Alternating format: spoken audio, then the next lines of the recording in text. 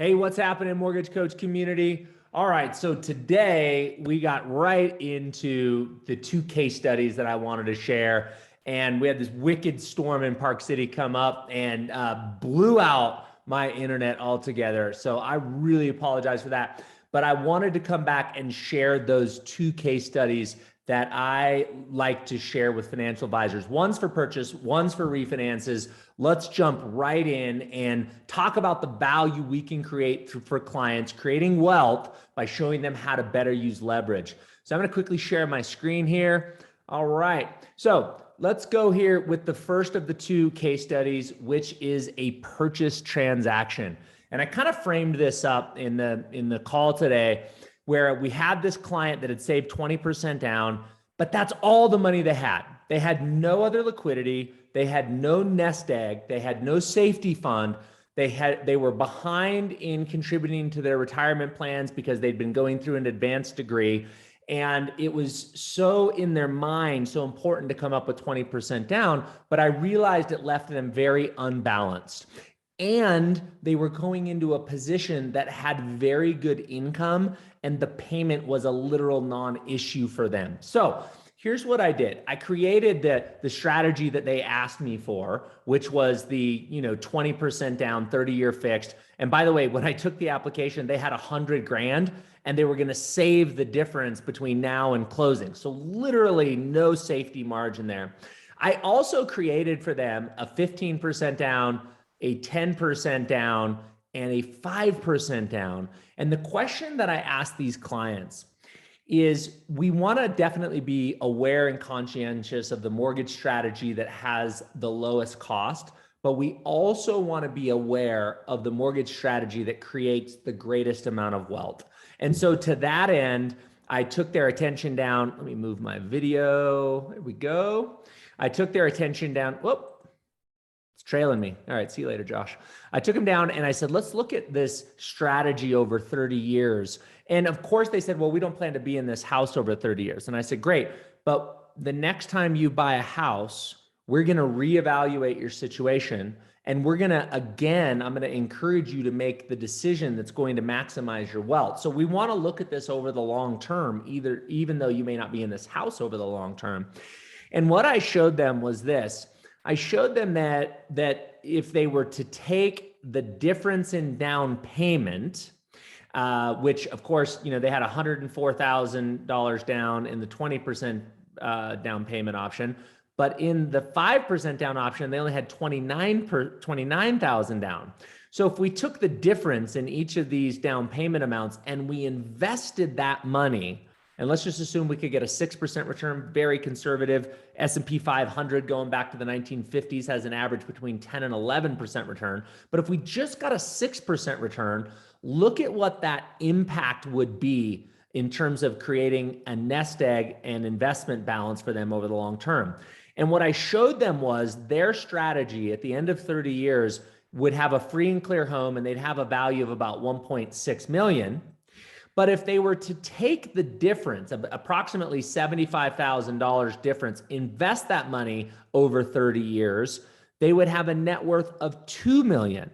So we're talking about a $250,000 increase in their net worth at the end of 30 years. Plus, it's a safer strategy for them, because it diverts some of their equity or net worth into a investment account that, if God forbid something went wrong, they could pull on. So this is one of the things I explained to the financial advisor. And then I jumped into the actual, the creation of the total cost analysis. And of course the advisor said, well, yeah, but your payment's $369 more a month. And I said, well, let's look at this. Let's say that they went with the 20% down and they invested $396 a month and 16 cents into an investment account. Let's see how much that investment account would build over 30 years. And in doing so, oh, by the way, sorry, I said 250,000. My math was off. It's 450,000 that $75,000 investment grows into over 30 years. I said, if they took that $369 a month, which is the savings between the 20% down and the 5% down, that account only grows to $370,000. So they're actually $80,000 more wealthy by taking taking that full $75,000 and allowing that money to compound over 30 years, as compared to just investing the $369 a month. So these are things that most people don't have the tools to think through. And when we can help them think through these kind of advanced strategies, we get a lot of authority, and we get a lot of ability to guide clients, because they just don't have these forecasting tools as it relates to mortgages. All right, so let me show you one of the strategies that I recently helped a loan officer with that I think is really, really powerful. This is a client who had a mortgage of 2.875%, and they owed $487,000 on their loan. But they had a lot of non-mortgage debt. In fact, their payments, if I break down their payments, they had a $2,597 a month mortgage payment, but they had non-mortgage debt of $2,907. So all in, they were making a total payment of $5,500 a month. And I love in the TCA how this breaks it down to show their non-mortgage debt and their mortgage debt, and then of course the amount that's going into their escrows. And so what we said was, listen, what if we refinanced your loan and consolidated all that debt? Well, if we did that, that would save $1,907 a month. But because of where their current credit score was at 660, their interest rate would actually go up from 2.875 to 4.875.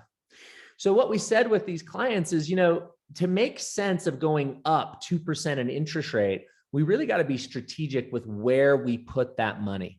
So we showed them a scenario where they took the $1,907 and they paid that money back down towards the principal and paid their loan off in 13.67 years rather than paying their loan off in 28 years.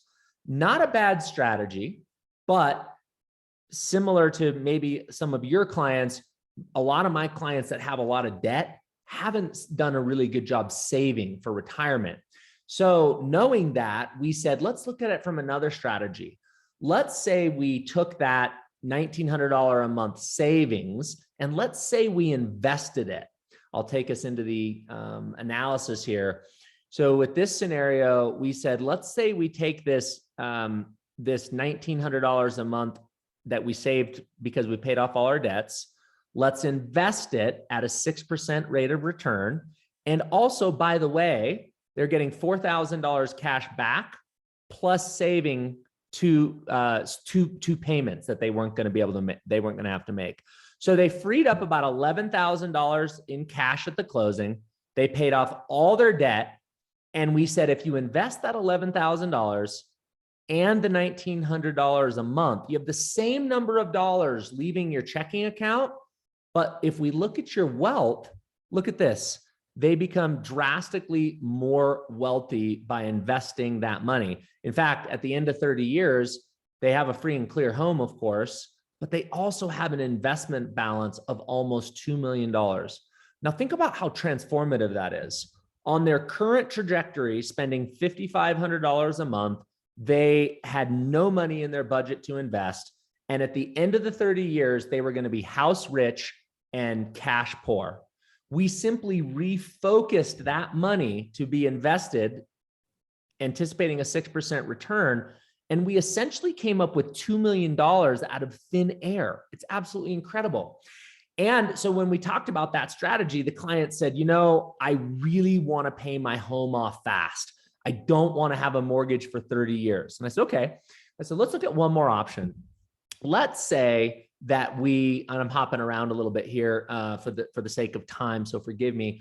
I said, okay, let's say that we freed up the $11,000, which you're going to invest, and you were going to invest the $1,900 a month in savings. And as soon as your investment account gets big enough, by clicking this little button down here. As soon as your investment account gets big enough, we're going to pay off your mortgage. Well, look at this. In 12.67 years, their investment account equals the balance on their mortgage, and they could pay off their mortgage. Well, then what that means is they've now freed up $5,500 a month in their budget. So we came down here to the investment payment custom field, and we said, we're going to have them invest $1,907 for month 1 through month 152, which is 12.67 years times 12 months is 152 months. So on the 153rd month, they now have $5,500 in their budget. Their home's free and clear. We paid off the debts a long time ago, and they have $5,500 remaining in their budget. And between the date that the home was paid off, 12.67 years, and the 30-year mark, now they have $5,500 a month to invest. What would that do? Well, this is the recipe that checked all the boxes. Paid off the home in 12.67 years, created an investment accumulation of $2 million, got rid of all of their debt now, and created a liquidity fund for them so that, God forbid, something bad was to happen to one of them, they'd have a nest egg to go pull on. So team, this is 2 different strategies that are case studies where we can show our expertise in using the equity in a home and using leverage to show how we can help clients make better decisions and build wealth. And when you come in with case studies like these, you know, Craig said it best today in the mortgage coach call, you know, financial advisors love math. And when you can walk in and show them that taking $75,000 from a down payment and investing it over 30 years builds a nest egg of $457,000, and that is a faster way to accumulate wealth than is to put 20% down and just invest the savings. When we can show them the math, it blows their mind. They can't believe that we have the capability to do it. And what they'll say to you, because every financial advisor that I've worked with that I've shown this technology to, they all say, man, I wish we had a tool like Mortgage Coach to be able to show this kind of stuff to clients. So, hey, I hope that was helpful. If you have questions, don't hesitate to put them in the comments below. I encourage you to, I'll say what I said to end the Mortgage Coach call today. Competency equals confidence. So get competent at building these strategies and being able to render advice that'll improve your clients' financial situations. And as you do, your confidence to go out and work with clients and financial advisors will skyrocket. All right, everybody, that's it for me. I'm signing off. Hope you have a great rest of your day and a great weekend ahead. Take care.